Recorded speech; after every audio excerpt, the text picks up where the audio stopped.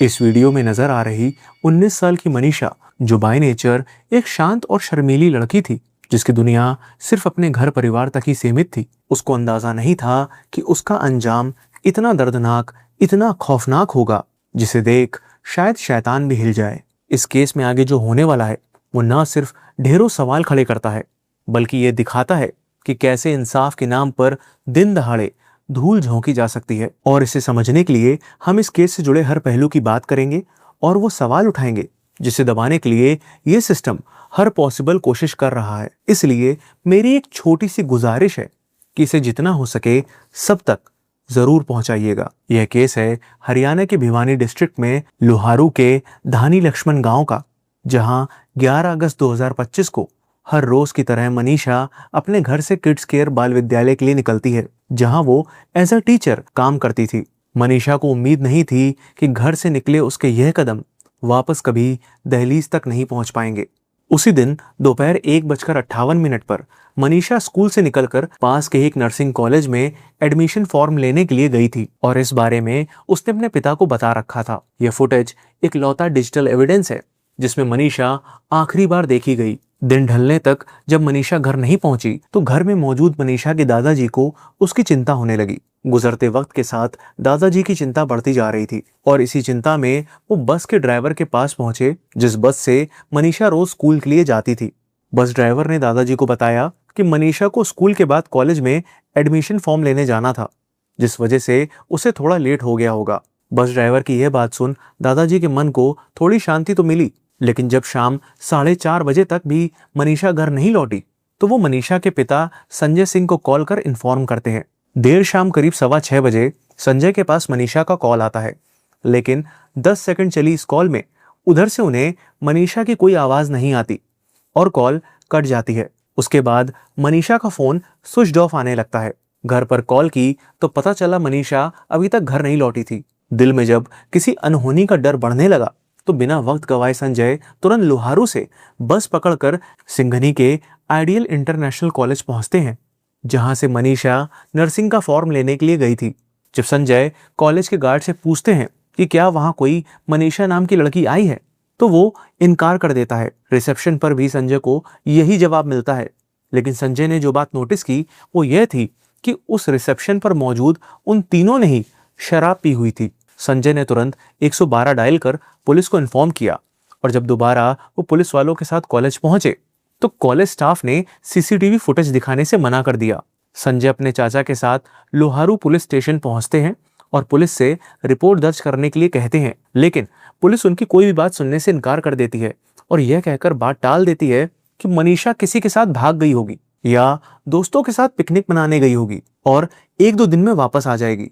Police से ही अपनी बेटी के लिए ऐसी बात सुन और उनका यूं ढीला ढाला रवैया देख उसके पिता संजय बेबस और निराश होकर घर लौट आते हैं। अगले दिन सुबह यानी 12 अगस्त को संजय दोबारा लोहारू पुलिस स्टेशन पहुंचते हैं, जहां सारा दिन बस बहानेबाजी करने के बाद फाइनली शाम 5:30 बजे एएसआई शकुंतला उनकी रिपोर्ट दर्ज करती है। इसके बाद जब एएसआई शकुंतला आइडियल कॉलेज जाकर सीसीटीवी फुटेजेस दिखाने के लिए कहती हैं तो उन्हें भी कॉलेज स्टाफ फुटेज दिखाने से इनकार कर यह बोल देता है कि पुलिस की मौजूदगी में ही वो उन्हें सीसीटीवी फुटेज दिखा सकते हैं। पुलिस ना सिर्फ वहां से वापस लौट आती है, बल्कि मनीषा के मोबाइल की लास्ट लोकेशन को ट्रेस करना तक जरूरी नहीं समझती। अगले दिन 13 अगस्त को संजय के पास एएसआई शकुंतला का कॉल आता है कि उन्हें आइडियल कॉलेज से करीबन 1 किलोमीटर दूर एक नहर के पास एक खेत में एक लड़की की डेड बॉडी मिली है, जिसकी शिनाख्त के लिए उन्हें वहां आना होगा। एएसआई की यह बात सुन संजय का दिल बैठ गया और वो बिना किसी देरी के बॉडी की शिनाख्त के लिए वहां पहुंच गए। बॉडी देखते ही संजय की मानो दुनिया पूरी तरह उजड़ गई थी। उनके सामने उनकी बेटी बेजान हालत में पड़ी हुई थी और बॉडी की कंडीशन ऐसी कि किसी का भी दिल सहम जाए। मनीषा की बॉडी एक खेत में पड़ी हुई थी और उसका चेहरा बुरी तरह से डिकम्पोज हो चुका था, जैसे उस पर एसिड डाला गया हो। उसकी दोनों आंखें गायब थी, चेहरा इस कदर गल सा गया था कि पूरा जबड़ा नजर आ रहा था। मनीषा की गर्दन ऑलमोस्ट गायब थी और सिर्फ कुछ इंच से ही उसके शरीर से जुड़ी हुई थी। मनीषा की मौत की खबर पूरे गांव में आग की तरह फैल चुकी थी और जो भी मनीषा की बॉडी देख रहा था उन सभी के मन में यह सवाल था कि आखिर मनीषा की ऐसी हालत का जिम्मेदार कौन है, कौन है जो इस हैवानियत को अंजाम दे गया? जितने लोग मनीषा की मौत की खबर सुन रहे थे, उन सभी में अब गुस्सा बढ़ने लगा था और बड़ी तादाद में उस जगह भीड़ भी इकट्ठा होने लगी थी जहां पुलिस को मनीषा की बॉडी मिली थी। गुस्साई भीड़ को देखते हुए पुलिस ने जल्दी जल्दी उस एरिया को सीज कर बॉडी को पोस्टमार्टम के लिए भिवानी के सिविल हॉस्पिटल भिजवा दिया। पुलिस के शुरुआती रवैये की वजह से यह गुस्सा और था, क्योंकि सभी का कहना था कि अगर पुलिस ने समय रहते एक्ट किया होता तो आज शायद मनीषा जिंदा होती। धरने पर बैठे सभी लोगों की जुबान पर बस एक ही नारा था कि उन्हें मनीषा के लिए इंसाफ चाहिए और वो तब तक नहीं रुकेंगे जब तक मनीषा के कातिलों को सजा नहीं मिल जाती। लेकिन मनीषा की पोस्टमार्टम रिपोर्ट में जो सामने आया, उसके लिए ना ही मनीषा का परिवार और ना ही हरियाणा के लोग तैयार थे। इनफैक्ट उससे तो केस की तस्वीर ही बदल गई। जिसने भी बॉडी को देखा था, सबको इस बात पर यकीन था कि मनीषा के साथ रेप हुआ है और फिर उसका टॉर्चर कर मर्डर कर दिया गया है। लेकिन 14 अगस्त को भिवानी सिविल हॉस्पिटल से आई पोस्टमार्टम रिपोर्ट के अकॉर्डिंग डॉक्टर्स ने बताया कि मनीषा की किडनी और इंटेस्टाइन में ऑर्गेनोफॉस्फोरस, जो कि एक इंसेक्टिसाइड होता है, उसके ट्रेसेस मिले हैं। और रेप के एंगल को यह बताकर डिनाई कर दिया गया कि मनीषा की बॉडी या कपड़ों पर सीमन नहीं मिला है और ना ही उसकी बॉडी पर कोई स्ट्रगल के मार्क्स हैं। सो पोस्टमार्टम रिपोर्ट के बेसिस पर पुलिस इस नतीजे पर आ जाती है कि मनीषा का ना तो मर्डर हुआ है और ना ही रेप। इसके बाद मनीषा के परिवार के साथ पूरे राज्य की जनता का पुलिस और प्रशासन के खिलाफ गुस्सा फूटना तय था और हुआ भी वही। इसलिए केस में लीपापोती के लिए सरकार ने कुछ पुलिस वालों को ट्रांसफर किया और कुछ को सस्पेंड कर दिया। बात ज्यादा ना फैले तो इंटरनेट को बैन कर दिया और घर वालों को शांत करने की खातिर सेकंड पोस्टमार्टम के लिए 16 अगस्त को रोहतक पीजीआई में बॉडी को पोस्टमार्टम के लिए भेज दिया। बट यहाँ की रिपोर्ट तो इससे भी ज्यादा फ्लॉड निकली। PGI medical superintendent doctor Kundan Mittal ने बताया कि गले में जो कट के निशान हैं वो इर्रेगुलर हैं और आशंका है कि किसी जंगली जानवर ने इसे काटा हो। साथ ही वही सेम बातें दोहरा दी गई, जिसमें सीमेन के ना मिलने से रेप का एंगल ना होना, चेहरे की बुरी कंडीशन के पीछे एसिड अटैक नहीं बल्कि जंगली जानवरों का हाथ होना जैसी बात कही गई।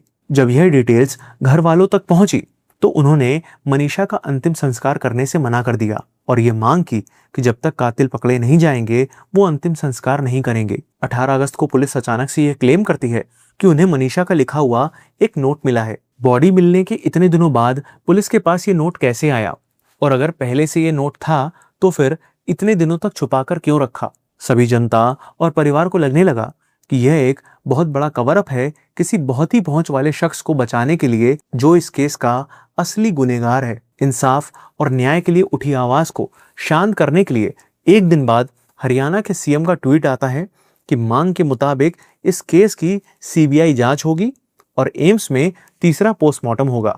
बट सच कहूं तो मनीषा के केस में शुरू से ही इन्वेस्टिगेशन और पोस्टमार्टम में इतनी बड़ी बड़ी गड़बड़ हुई है या फिर शायद की गई है कि सच सामने आना लगभग नामुमकिन सा बन गया है। और यह मैं ऐसा क्यों कह रहा हूं, इसको चलिए गहराई से समझते हैं। पुलिस ने एक्चुअली इन्वेस्टिगेशन के नाम पर कुछ नहीं किया, ना ही समय रहते सख्ती से कॉलेज की सीसीटीवी फुटेज निकलवाई और ना ही क्राइम सीन को सही से प्रिजर्व किया। इनफैक्ट ना तो मनीषा का मिसिंग फोन ढूंढा और ना उसके कॉल रिकॉर्ड्स और लास्ट एक्टिव लोकेशन को चेक किया, जो कि पुलिस इन्वेस्टिगेशन का सबसे बेसिक स्टेप होता है। बॉडी की कंडीशन देखकर यह साफ था कि गर्दन और उसके ऊपर के पूरे हिस्से को जानबूझकर कंप्लीटली डैमेज किया गया था, क्योंकि सिर्फ गर्दन से ही यह पता चल सकता था कि मर्डर गला घोटने यानी स्ट्रैंगुलेशन से हुआ है। नेक के एंटीरियर मिडलाइन में हायोइड बोन होती है, जिसके फ्रैक्चर होने से फॉरेंसिक्स में मैनुअल स्ट्रैंगुलेशन से हुई डेथ का पता चलता है। पुलिस और डॉक्टर्स का कहना है कि इसे किसी जानवर ने खाया होगा, लेकिन क्या यह सच में मुमकिन है? क्योंकि जानवर हमेशा सॉफ्ट टिश्यू वाले पार्ट को पहले खाते हैं, लेकिन यहाँ सिर्फ हार्ड बोन वाले हिस्से को नुकसान हुआ और सॉफ्ट टिश्यूज को जानवर ने टच भी नहीं किया। मनीषा के कपड़े भी अनटच थे, ना वो जानवरों के नोचने से फटे थे, ना उसमें किसी भी जानवर का सलाइवा मिला, जो कि ऑब्वियस था अगर बॉडी को सच में जानवर ने खाया होता। यानी यह थ्योरी तो सिर्फ सच को छुपाने के लिए बनाई गई लगती है। बॉडी में कोई भी ऑर्गन मिसिंग नहीं था और नेक से नीचे तक पूरी बॉडी इंटैक्ट थी। दोनों पोस्टमार्टम रिपोर्ट्स खुद में ही कॉन्ट्राडिक्टरी हैं। भिवानी सिविल हॉस्पिटल की पीएम रिपोर्ट में यह मेंशन है कि सलवार फटी हुई थी और नारा खुला हुआ था। Yellow colour salwar found torn and nara found open with struggle signs appreciated over salwar. यानी रिपोर्ट्स के अकॉर्डिंग स्ट्रगल के क्लियर साइंस थे। मतलब मनीषा ने खुद को बचाने की कोशिश की थी। सरप्राइजिंगली मनीषा के दोनों घुटनों पर गहरी चोट थी, पर सलवार उस जगह से एकदम साफ थी। अगर चोट के वक्त मनीषा की बॉडी पर सलवार होती तो वो भी उस जगह से घिसी या फटी होती। यानी सलवार या तो डेथ के बाद पहनाई गई या फिर डेथ से पहले उतारी गई। दो it's circumstantial but still an important angle. अब क्या एक लड़की अपने कपड़े खुद उतार कर खुले खेत में लेट जाएगी जहां आम लोगों का आना जाना है? सरप्राइजिंगली रेप के एंगल को सिर्फ सीमेन के ना मिलने से डिनाई कर दिया गया, जबकि as per supreme court non presence of semen is immaterial. यानी सीमेन के प्रेजेंस या एब्सेंस से रेप का होना या ना होना वेरीफाई नहीं होता। पॉइजन वाले एंगल को देखें तो क्राइम सीन से बॉटल, रैपर या पेपर कुछ तो मिलता, लेकिन ऐसा कुछ भी नहीं मिला। और पॉइजन के कंजप्शन के बाद के साइंस जैसे डायरिया, मुंह से झाग निकलना, वॉमिट होना, ऐसे में उसके स्टेन्स कपड़ों पर मिलते, लेकिन ऐसा कोई भी जिक्र नहीं है। क्राइम सीन पर मनीषा की जूतियां ऐसे पड़ी मिली जैसे किसी ने जानबूझकर उतार कर फेंकी हो। क्राइम सीन के पास शराब की बोतल और टायर के निशान भी मिले, लेकिन उनका फॉरेंसिक टेस्ट करना पुलिस ने जरूरी नहीं समझा। सॉइल सैंपल, टायर प्रिंट्स का match and most important mobile tyre dump, यानी उस एरिया के आसपास कौन से नंबर एक्टिव थे, कौन बाद में बंद हो गए, उन्हें ट्रेस करना। पुलिस ने एफर्ट्स के नाम पर ऐसा कुछ भी नहीं किया। यहाँ मनीषा की कॉल रिकॉर्ड्स, उसके फ्रेंड सर्कल, स्कूल, रिलेटिव्स, कोई स्टेटमेंट नहीं लिए गए। ना ही लड़ाई झगड़े, अफेयर के एंगल को चेक किया गया। सबसे बड़ी बात, भिवानी सिविल हॉस्पिटल की पोस्टमार्टम रिपोर्ट और रोहतक पीजीआई की पोस्टमार्टम रिपोर्ट एक दूसरे से मैच ही नहीं करती हैं। भिवानी पीएम रिपोर्ट में मेंशन है कि आई बॉल्स मिसिंग है, वहीं रोहतक पीजीआई की रिपोर्ट में लिखा गया है कि कॉर्निया और प्यूपिल फुली डिकम्पोज थे। जब पार्ट था ही नहीं तो डिकम्पोजिशन कैसे हुआ? अब बात करें विसरा की, तो भिवानी हॉस्पिटल ने विसरा के लिए सिर्फ हाफ किडनी और स्प्लीन के पार्ट्स भेजे थे, लेकिन बॉडी जब रोहतक पीजीआई गई तो वहां उन्होंने ऑर्गन्स जैसे kidney, spleen, uterus, in fact ovaries तक को कंप्लीटली एब्सेंट बता दिया। अरे जब सिर्फ हाफ किडनी और स्प्लीन के पार्ट्स ही भेजे गए तो फिर कंप्लीट ऑर्गन को ही एब्सेंट कैसे बता दिया गया? इतना ही नहीं, रोहतक पीजीआई ने अपनी रिपोर्ट में कहा कि बॉडी में मिट्टी लगी हुई थी, जबकि भिवानी हॉस्पिटल से पीजीआई के पास प्लास्टिक में रैप फुली वॉश्ड बिना कपड़ों के बॉडी भेजी गई थी, क्योंकि एक बार बॉडी का पोस्टमार्टम हो जाने के बाद उसे वॉश कर दिया जाता है। सो ऐसे में रोहतक पीजीआई को बॉडी में मिट्टी और बालों पर घास पत्तियां कैसे मिली? इन सभी पॉइंट से ये साफ होता है कि या तो रोहतक पीजीआई की रिपोर्ट को जानबूझकर ऐसा बनाया गया या फिर जल्दबाजी में ओवरसाइट में गलत रिपोर्ट बन गई। कहीं ऐसा तो नहीं कि जब लोगों ने हंगामा शुरू किया तो ड्रामे के लिए सिर्फ नाम के खातिर एक और पोस्टमार्टम करवा दिया गया, ताकि सबको यह दिखा सके कि उनकी मांग पर निष्पक्ष जांच हो रही है। मोस्ट शॉकिंग थिंग इज कि अगर साइंटिफिक एंगल से देखें तो पोस्टमार्टम रिपोर्ट में मेंशन डेथ का टाइम भी डाउटफुल है। सी साइंटिफिकली डेथ होने के बाद आसपास की एरिया में मौजूद मक्खियां डेथ से 2-3 घंटे में डेड बॉडी पर अंडे दे देती हैं, जो पोस्टमार्टम रिपोर्ट के अकॉर्डिंग मनीषा की बॉडी पर मिले भी। लेकिन जब डेथ को 24 घंटे से ज्यादा हो जाते हैं तो बॉडी में मैगेट्स पड़ जाते हैं। यहाँ पोस्टमार्टम के वक्त मनीषा की बॉडी पर मैगेट्स नहीं मिले, मतलब मनीषा का पहला पोस्टमार्टम उसकी डेथ से 24 घंटे के अंदर हुआ था। बट रिपोर्ट के अकॉर्डिंग मनीषा की मौत 2-3 दिन पहले हो गई थी, जहां बारिश के इस मौसम में डिकम्पोजिशन फास्ट होता है। ऐसे में अगर डेथ को 2-3 दिन हो गए होते तो बॉडी में मैगेट्स जरूर मिलते। यानी यह पॉइंट तो डायरेक्टली रिपोर्ट में मेंशन डेथ की टाइमिंग को कॉन्ट्राडिक्ट करता है। इससे यह भी जाहिर होता है कि मनीषा की डेथ और फर्स्ट पोस्टमार्टम के बीच 24 घंटे से कम का समय होगा। पहला पोस्टमार्टम 14 अगस्त की शाम 7 बजे हुआ, यानी डेथ 13 अगस्त की शाम 7 बजे के बाद ही हुई होगी। दो ये एक प्रिजम्पशन है, लेकिन साइंटिफिक अप्रोच से इस एंगल को इग्नोर नहीं किया जा सकता। इस केस में जितने भी रीजन दिए गए हैं वो सभी बेहद खोखले से लगते हैं, जिसमें सबसे पहले आता है वो नोट जो पुलिस को मनीषा की बॉडी मिलने के कई दिन बाद मिला। और इससे भी बड़ी बात उस नोट की हैंडराइटिंग।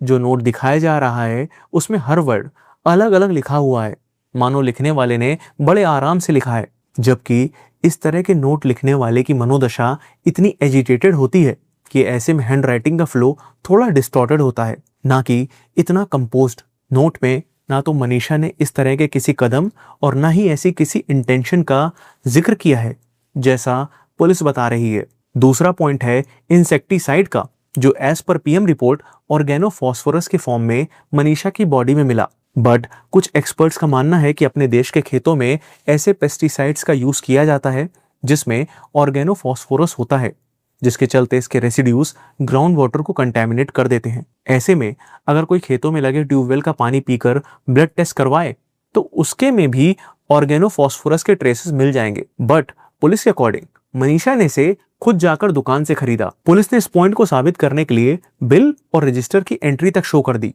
जहां लोग जनरली दुकान से सामान खरीदने के बाद भी बिल नहीं मांगते, वहां एक लड़की जो जिंदगी से इतना दुखी है, पॉइजन खरीदने के बाद दुकान से बिल मांगती है और शॉप के रजिस्टर में एंट्री भी करती है। जहां आज रेप और मर्डर के एंगल को डिनाई किया जा रहा है, वहां इसी केस की शुरुआत में खुद पुलिस ने अपनी इंक्वेस्ट रिपोर्ट में लिखा था कि गलत काम करके गला रेतकर हत्या।